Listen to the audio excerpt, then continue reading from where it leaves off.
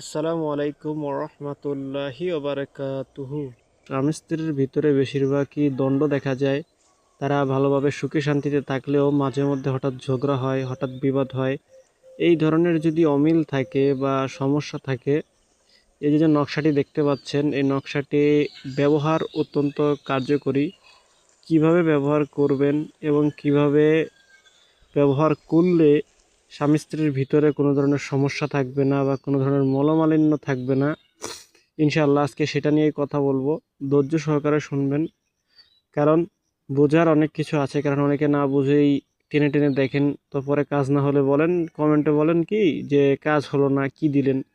আল্লাহর কোরআন কাজ হয়, সব কিছুই হয়, শুধু আল্লাহর উপর ভরসা রাখতে হবে যে আল্লাহ এই উসিলায় সব কিছু ভালো করে দিবেন।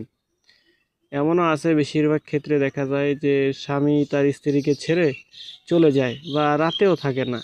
তো এই সমস্যার সমাধানের জন্য একটি কার্যকারী এই আমল, এই আমলের উসিলায় আল্লাহ পাক চান তো আপনাদেরকে মিলিয়ে দিতে পারেন, স্বামী ও স্ত্রীর মাঝে ভালোবাসা সৃষ্টি করে দিতে পারবেন।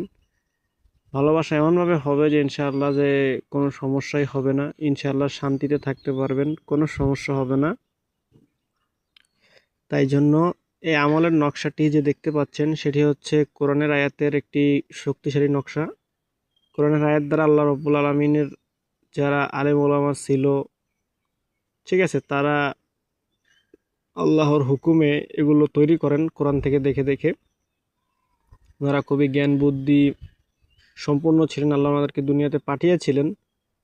তো আমরা ইনশাল্লাহ যে নকশাটি উপরে দেখতে পাচ্ছেন, এটি যদি চান, এটি লিখে তাবিজের ভিতরে ভরে, ঠিক আছে, ভরে তারপরে এটাকে উপরে মোম দিয়ে বন্ধ করে দিবেন। দুটো করবেন, একটি স্ত্রী পড়বেন আর যিনি স্বামী আছেন তিনি পড়বেন। তো ইনশাআল্লাহ তাআলা এই উসিলায় আল্লাহ পাক চান তো আপনাদের ভিতরে মহব্বত সৃষ্টি করে দিবেন।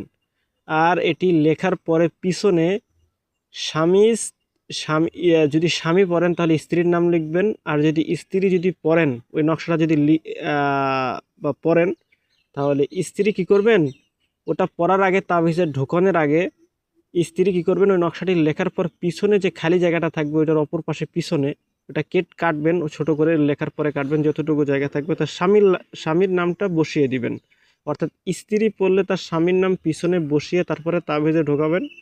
আবার স্বামী লেখার পরে, অথবা স্বামী লেখেন বা স্ত্রী দুজনই, যে কোনো দুইটা একসাথেই লিখেন না কেন, যে পড়বেন তার অপরজনের নামটা লিখে তাবিজের খোলে ভরে দিবেন। আবার তাবিজের খোলে বেশিরভাগ দেখা যায় আপনারা একটা ভুল করেন, আমি এটা অনেকবার দেখি। সেই ভুলটা হচ্ছে কি, এটাই হয় সমস্যা যে আপনারা তাবিজে কি করেন, ডাইরেক্ট মোম আগুন অবস্থায় দেন, তো আয়াতগুলো নষ্ট হয়ে যায়, তখন আর কার্যকর হয় না। তখন আপনারা বলেন যে কাজ হয় না কেন, এই সমস্যার কারণে আবার তাবিজ কাজ করে না, উসিলাটা কাজ করে না। তো প্রথম আগে মোম, যেগুলো মানে মোমগুলো যেটা আগুন ছাড়া যে মোমটা আছে, ঘষে ঘষে আগে দিবেন, ভরবেন। ভরার পরে যেসব দেখবেন যে মোমটা বসে গেছে, তখন কি করবেন, আগুন দ্বারা যে মোমের যে পানিটা পড়ে ওটার উপরে দিবেন, তো ভিতরের আয়ারটা ইনশাল্লাহ সেফ থাকবে। আবার যদি সেটা না পারেন, তো কতগুলো কাঠ মোম আছে, ওই কাঠ মোম ওটার উপরে হালকা আগুনের আগে কাঠ মোমটা হালকা আগুনে একটু গলবেন, গলার পরে দেখবেন যে একটু আঠার মতো দেখা যায়, ওটা ভরে দিলেই, তাহলে পানির স্পর্শ হোক না কেন, যে কোনো কিছু স্পর্শ স্পর্শ হোক না কেন, ইনশাল্লাহ কোনো গলবে না। তো মোম দিয়ে কিভাবে তাবিজ বন্ধ করতে হয় সেরকম করে জেনে বন্ধ করে তারপরে ব্যবহার করবেন, তাহলে ইনশাল্লাহ তাবিজ নষ্ট হবে না। আল্লাহ ওই ওসিলায় কাজ করাবেন।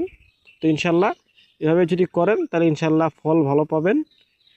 তো আরেকটা কথা বলতে চাই, আল্লাহর উপর ভরসা অবশ্যই রাখবেন, নামাজ কালাম পড়বেন, নামাজ কালাম পড়ে আল্লাহর কাছে চাইবেন, অবশ্যই ইনশাআল্লাহ আল্লাহ তাআলা নিয়ামত দান করিবেন। ওয়া আলহামদুলিল্লাহি রাব্বিল আলামিন। আসসালাতু ওয়াসসালামু আলাইহি ওয়া রাসূলিল কারীম। আসসালামু আলাইকুম ওয়া রাহমাতুল্লাহি ওয়া বারাকাতুহু।